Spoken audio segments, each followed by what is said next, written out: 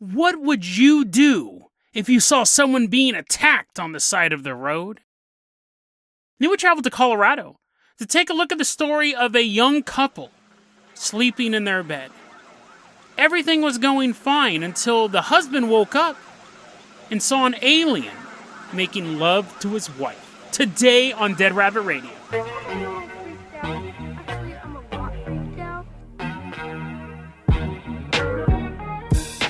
Hey everyone, welcome back to another episode of Dead Rabbit Radio. I'm your host, Jason Carpenter. I'm having a great day. Hope you guys are having a great day too. Hope you guys got some cool plans for this weekend. We got a lot of stuff to cover. So first off, let's take a look at our Fan Art Friday for today. This actually was one of the pieces of art we used to run in regular rotation way back in the day. Longtime listeners of the show will remember that. This is from Robert Paulsen, a really cool, remember his name, it's a really cool Ouija board, Dead Rabbit Radio, flyer, image. Really enjoy it, Robert. Thank you so much for making this. Then, let's give a shout out to our newest Patreon supporter, walking into Dead Rabbit Command right now. He's not just solid, he's a gas. It's Mr. Argonne. Everyone give a round of applause to Mr. Argonne. Argonne's a gas, right? I'm pretty sure. I never excelled. You guys, this might seem like a shocker to you guys, but I never excelled in science in school. But Argonne, that might actually be his last name and I'm mispronouncing it. But anyways, Mr. Argonne, I'm going to go ahead and give you the keys to the Jason Jalopy. We're leaving behind Dead Rabbit Command. We are headed out to Mount Laurel, New Jersey. Mr. Argonne is driving this car all the way out to New Jersey. It's June 6th, 2020. And we're in Mount Laurel, New Jersey. It's 2:45 p.m. It's the middle of the afternoon. We're taking this nice drive down the freeway. John Bishop, 54-year-old man, is driving down Interstate 295. Middle of the afternoon. He's just one of many cars traveling down this road. And he sees off in the distance, like he's driving down the interstate, and he sees off in the distance, he sees a woman, like, struggling on the side of the road. Get off of me. Get off of me. He can't hear her. He can't hear her. But he's imagining what she's saying. Get off of me. And he sees a man dragging her, and he drags her over the guardrail and begins to lead her off into the wooded area of the interstate. And John's kind of like, did I just see that? Like, what is going on? So he starts to slow his truck down, and other vehicles must have seen this as well, but they're continuing to drive on by. John pulls his truck over, jumps out, and sure enough, sees this man on top of a woman in the bushes right off of the roadway. And she just begins scratching this dude's face. John jumps over the guardrail and attacks the dude. So now it's 2-on-1, which is the only time when it's okay for two people to beat up one person, when the one person's a total pervert. John keeps picking this guy up and throwing him to the ground, and the dude's scrambling to his feet. And John's trying to really not just clobber this dude. He doesn't want to cripple him. The fight is on, and they're on this steep hill. And this other guy, the pervert, we're going to name and shame this guy, Donald Kramer Jr. To be fair, this is all alleged, right? This is all alleged. I don't want him to be like, sir, I am not a creep. I wasn't doing anything creepy to that woman. I was simply kidnapping her. I don't know why you're thinking I was going to do anything gross. Donald Kramer Jr., 53 years old. We have a clash of the oldies here. 54 versus 53. Punching, that's actually only 10 years older than me. That's not too old. But we have a 54-year-old and a 53-year-old boxing in the woods. But our boy John Bishop, he's not putting up with it. He throws down Donald. Donald is actually not really good combatant. He keeps falling because the hill's so steep. And John Bishop picks up a big stick and just pins old Donnie to the ground. At this point, some firefighters are also driving down the road. There's a house on fire. They're like, we've done that. Putting out fires is so lame. They pull over. They see all of this commotion. They get out. They also help hold down Donald Kramer Jr. He is arrested and charged with kidnapping and attempted sexual assault. And when they asked about this, when police were trying to put this story together, they showed up eventually. They're the ones who went out and put out the fire of the house. They're like, we always got to do your jobs, firefighters. They showed up and they said, so what happened? This is creepy. This woman said, I was just walking down the street. I didn't approach him. I didn't know the guy. I was just walking down the road, and he pulled over and grabbed me and threw me into the woods. And that is when John Bishop happened to see that happen. It was a completely random attack. Now, I love stories like that. Sometimes I'll get in a groove and I'll just watch YouTube videos of people saving other people.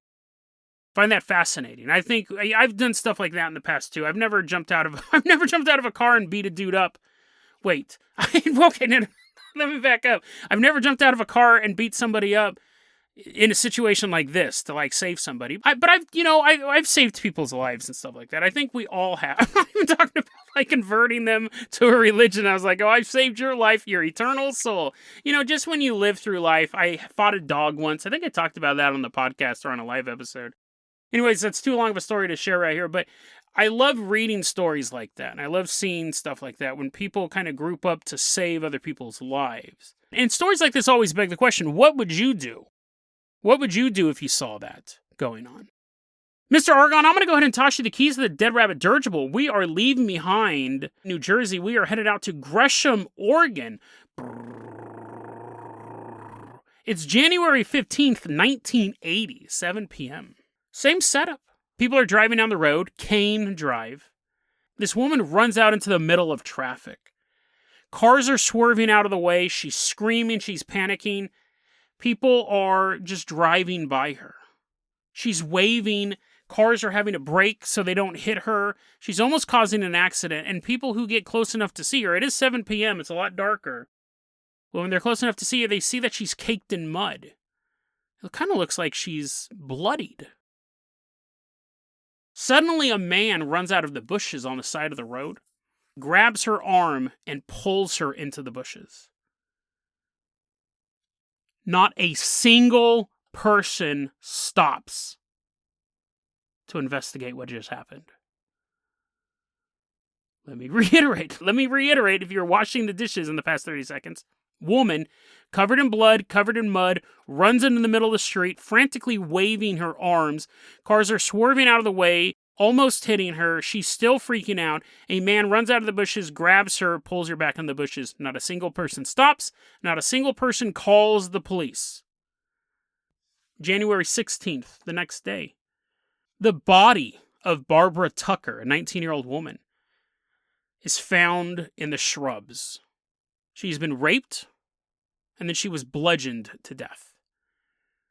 She was walking to her night classes at Mount Hood Community College when she was attacked. What's interesting, a long time ago, I started doing a promo read for a movie called The Vanished, starring Anne Heche and The Punisher. It wasn't actually The Punisher, it was the guy who played, what's his name? Thomas Jane. I did a promo read for it, and I came up with a bunch of stories that week were about people who had vanished. And I had planned on doing these two stories. One where a woman almost vanished, but because someone was aware and paying attention, they saved her life. And the other one, this woman was assaulted in plain view, killed the next day, and her killer vanished. Her killer was never identified. It was 7 p.m. They saw her in the middle of the road. They saw the man who grabbed her, dragging her off into the road. They never could find who murdered this woman. And they saw this man grab her in front of dozens of witnesses. I planned on covering it during Vanished Week, but I didn't. And it just kind of sat in my folder of stories. These two stories, I think they're really interesting, but they just sat there for months and months and months. So why am I covering them today? June 8th, 2021. 41 years after Barbara Tucker was raped and murdered, Robert Plimpton, 58 years old, on June 8th, 2021, was just arrested for the murder of Barbara Tucker. It's so weird. I almost covered the story a long time ago, and I definitely would have done an update, but we get it, the whole story now, because the story I was going to tell was they never caught the guy. Her boyfriend was a suspect for a long time. People thought, was it someone she knew? Was it a classmate? Did she accept a ride from somebody and it goes south and then she tried running out of the car? They didn't know. They had no idea who did this. Killer simply vanished.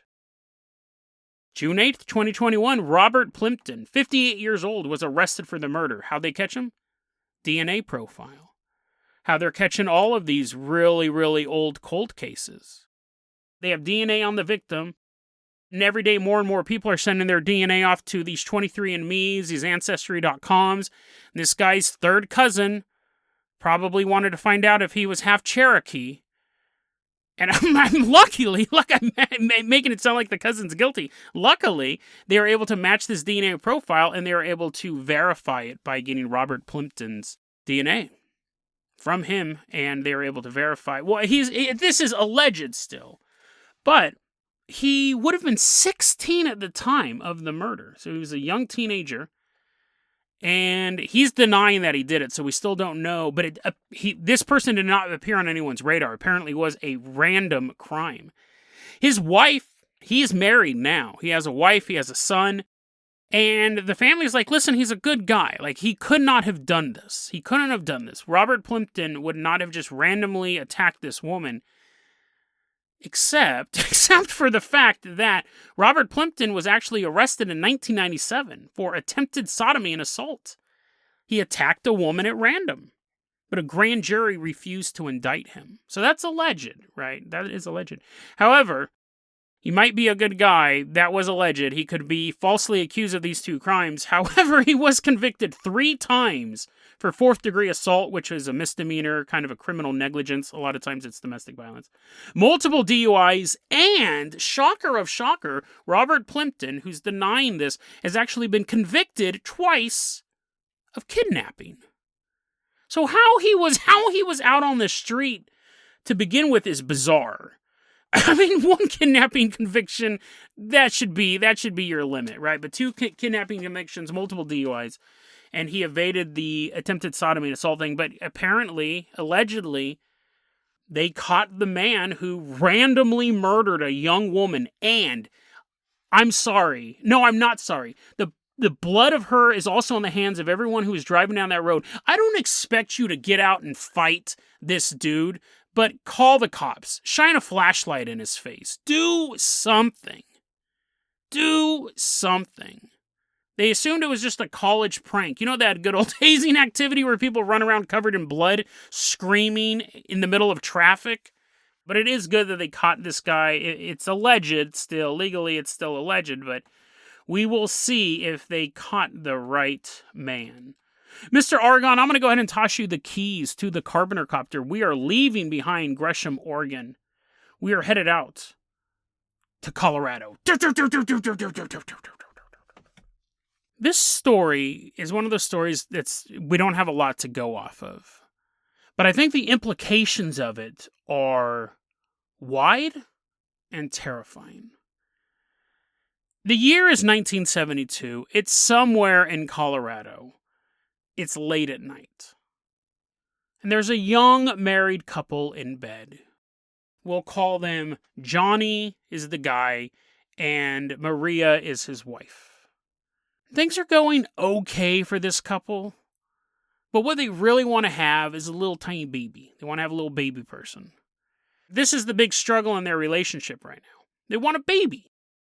They're trying as much as they can. Johnny's at work and Maria's like, hey, you mind if I stop on by? We try to have that kid. He's like, yeah, sure. They're banging constantly, but no baby. You go to the doctor's just shrugging his shoulder. You're banging each other in front of the doctor. The doctor's like, that's not going to help. You're having sex at the doctor's office, that's not going to mean a baby. They're trying really hard. They're doing all the medical stuff, but they can't have a child. And one night, they're just sleeping in bed. Johnny wakes up, and he sees 2 large humanoids standing in the bedroom. His wife's not one of them. His wife is a normal-sized human. It doesn't describe these guys as grays. It doesn't really explain anything outside of large humanoids. So it makes me think they're just human-looking. They don't say they have big bug eyes or 8 arms or anything like that. They're just human-looking people.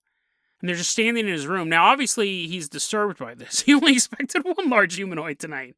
He's very unnerved by this. And he's especially unnerved when he realizes he can't move. He's paralyzed. Now, some people may go, he's obviously dreaming and this is sleep paralysis. And yes, that would be the skeptical answer. But I've addressed that. Let's just say that this happened. Because we don't know either way, right? That's how we do it on the show. It's an interesting story. We're going to tell it. He's paralyzed. He has all the symptoms of someone who's having a waking dream. But we're just going to ignore that that's a real thing that happens. He's paralyzed. There are these two large humanoids standing in his room, and one of them is looking at his wife, and then crawls on top of his wife. And he's laying there. He's like, Maria, wake up. Wake up, Maria. But she is dead asleep. And the alien begins to bang his wife. Now, I know what you're thinking.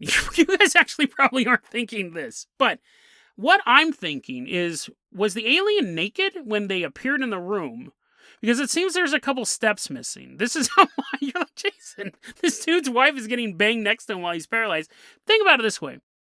If this happened to me, if I was sleeping in bed with my wife, I'm not married, but if I was married, Britney Spears is dead asleep, I wake up, I'm paralyzed, and I see these two dudes standing in my room, these two giant humanoids, I would describe it like this. I was about to tell you my erotic / fiction of me watching Britney Spears getting banged by an alien. But no, either I would say, yeah, I woke up and I was paralyzed, and these two giant naked dudes were in my bedroom, and then one of them climbed on top of the bed and started banging Britney Spears. I would make that clear. I would say when I woke up, the aliens were naked, so you would assume they're here to do the dirty. But no, I imagine they were wearing uniforms of some sort, and so they would take it off. They would take off their uniform, right? And you would describe that. You would go into great detail. You know what I mean? Like, what I don't understand is, how are you paralyzed and this dude's banging your wife? Like, did he take off his clothes? For some reason, I'm hung up on that detail, because it's totally different. If a dude appears in your room and he's naked and he's banging your wife, I mean, they're both distressing. They're both distressing. But the other one, if he showed up in some, like, Ashtar Universal Command outfit, and he's, like, taking his medals off, he has to undo all these ornate buttons and stuff like that, his holographic belt, he undoes it, and then he's standing there in, like, 8th dimensional underwear, and he takes those off, too, and then he's banging my wife. Like, I kind of want to know, I don't know that detail, I don't know why I'm hung up on that, because I think that way, it's just kind of creepier, because then you think maybe they just showed up to, like, run some tests, and the dude sees how hot Britney Spears is and is like, hey, man, what Galactic Command doesn't know. And then he starts banging her wife. Or if they showed up naked, you're like, Jason, just finish the story. Okay, so somehow this alien starts banging this dude's wife. This alien is banging Maria. And the other alien is just standing there watching. Which... that is a creepy detail that does not need to be added. He's just watching his fellow alien space soldier rail this sleeping woman. And poor Johnny is laying there. He's paralyzed. He can't do anything about it. And he hears his wife having an orgasm. She's deeply, deeply pleasured by this alien's lovemaking. Johnny just can't do anything. And he's hearing his wife orgasm. He's like, oh, so that's what it sounds like. That's what it sounds like. She really has been faking. This alien is just giving it to her good.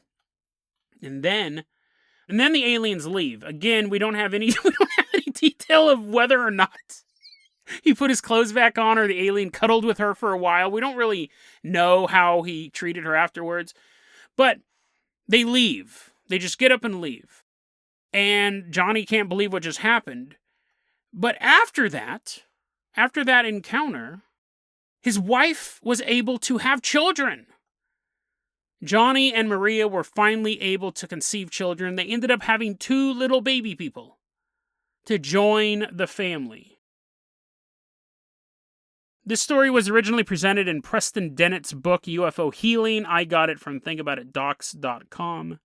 There's a lot of interesting stuff in this story. I'm not going to go back onto the aliens taking their clothes off.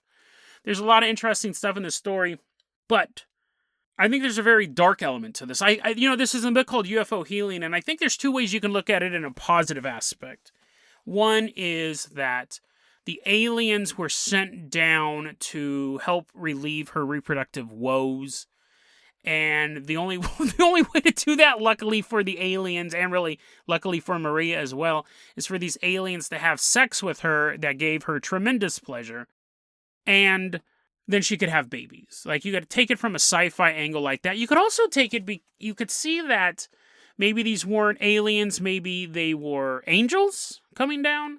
Which, in that case, you might want to watch your children, make sure they don't become giant Nephilim soldiers that cause another great flood.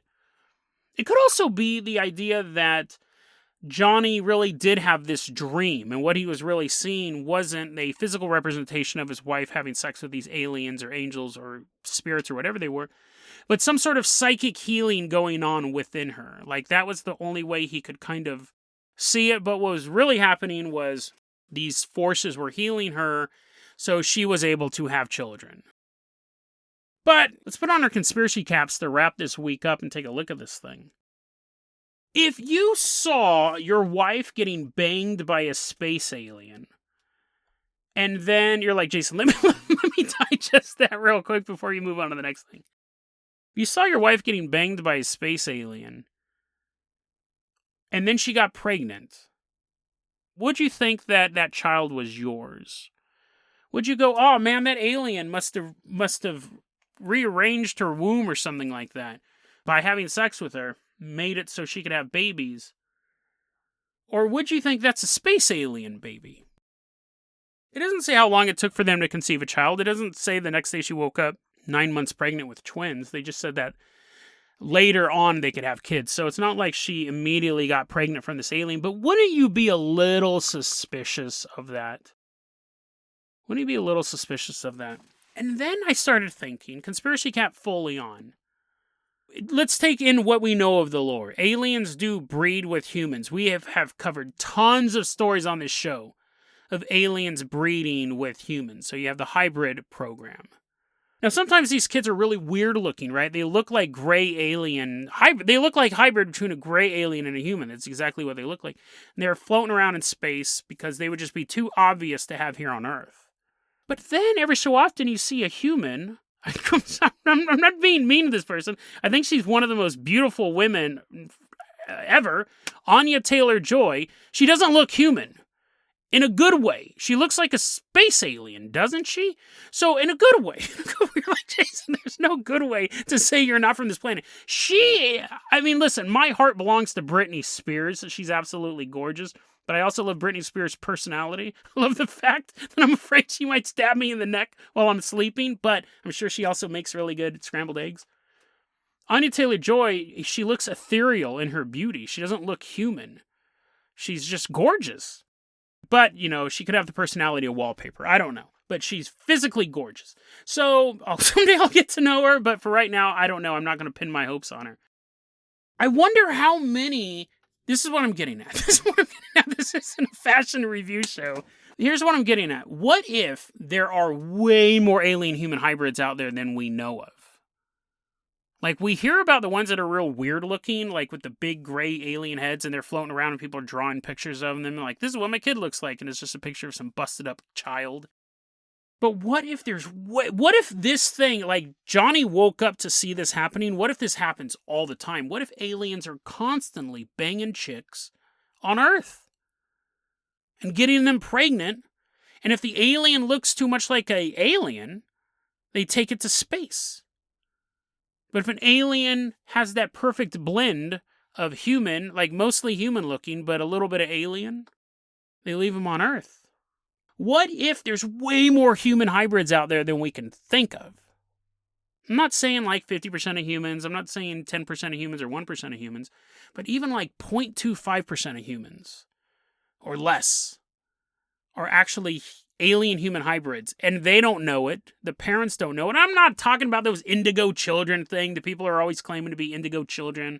They're special. They got special powers and stuff like that. I'm talking about these people appear to be human by every metric, but they're actually part alien.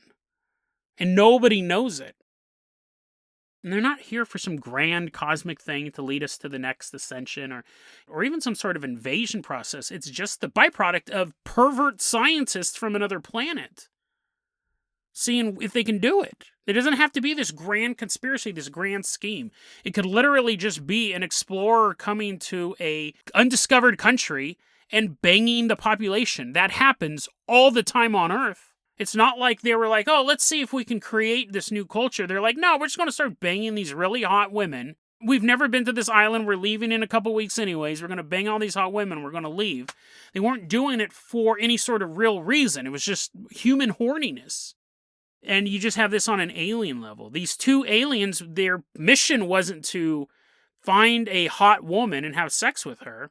That was just something they did on their way to mutilating some cow buttholes. We always talk about stuff like, oh, if people found out aliens existed, religions would collapse. I don't think so. I think religions would all start fighting over who got to preach to them first. I think is what you would see. Oh, the world economy would collapse. It wouldn't be the easiest to go. It would depend if the aliens are coming in peace, if they show up, if we have to say that they exist, or they make themselves known. Obviously, if there's some sort of galactic battle, the economy's going to tank. We get that. But as far as alien disclosure, like admitting aliens exist, how it would affect the economy, how would you go to work if you knew that Alpha Centauri was fully populated by Greys? Like, probably. You'd probably still go to your job at the Foot Locker.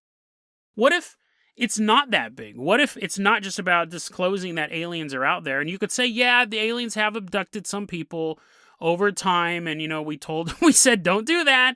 Yeah, the aliens can disarm our nuclear weapons, so, it's kind of hard to sleep at night knowing they're more powerful than us. But what if it's like, yes, aliens exist, they can do all of those stuff, and they have been interbreeding with us against our will? That is a whole other different game, because we know people get kidnapped. I covered 2 stories where people were getting kidnapped. In this, we know people get kidnapped. We know people would get abducted by aliens, and they could say, yeah, over the course of 50 years, 400 people have been abducted. Most people would go, well, that sucks. That sucks for those 400 people, but what are you going to do? But what if it turns out that these aliens are constantly banging human women, and their bloodline, alien DNA, is in parts of the human population? That would panic people. If it turned out that the Tic Tac UFO was actually from another planet, a lot of people would just say, I told you so.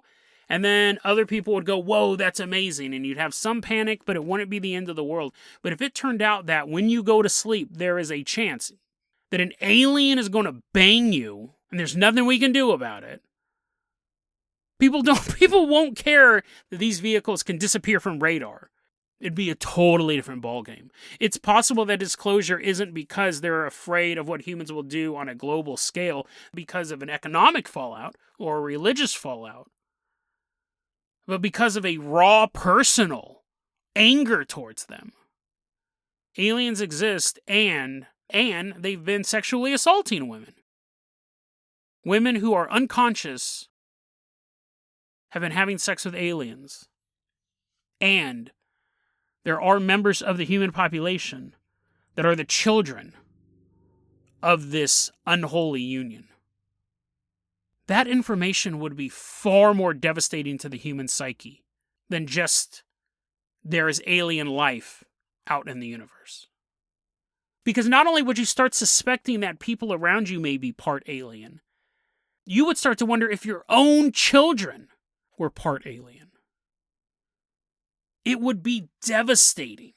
It's one thing to think that aliens have technology that can enter our airspace, shut down our nuclear bombs, fly at unheard of speeds, and then disappear in the blink of an eye. It's another thing to think that at any moment an alien can enter your bedroom and rape your wife. They say the truth is out there, but it could be the truth is too awful to even imagine. deadrabbitradio@gmail.com is going to be our email address. You can also hit us up at facebook.com/deadrabbitradio. Twitter is @deadrabbitradio. Dead Rabbit Radio is the daily paranormal, conspiracy, and true crime podcast. You don't have to listen to it every day, but I'm glad you listened to it today. Have a great weekend, guys.